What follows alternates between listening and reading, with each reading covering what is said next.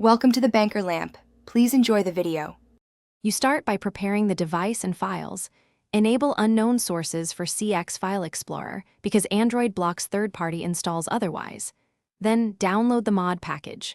Pack or zip to downloads or a named folder so CX can access it. Once done, back up the game's original files into a separate folder. This protects you if the mod fails. Make sure file names and paths match the game's expected structure, because correct placement determines whether the mod loads or crashes the game. You now perform the detailed file operations in CX. Open the app and find the downloaded mod file.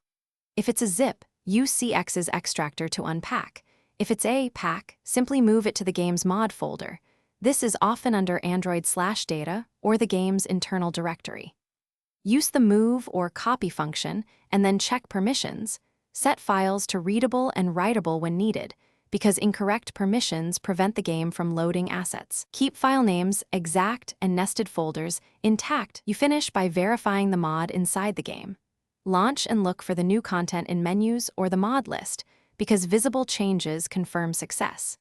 If the game crashes or behaves oddly, immediately restore the backup to revert to a stable state, and then test a single mod to isolate conflicts. If problems continue, clear the game cache or reinstall only required files. This prevents corrupted temporary data from interfering. One troubleshooting tip: try one mod at a time to identify the offender quickly. Thanks for watching. If this was helpful, leave a like and consider subscribing. See you next time.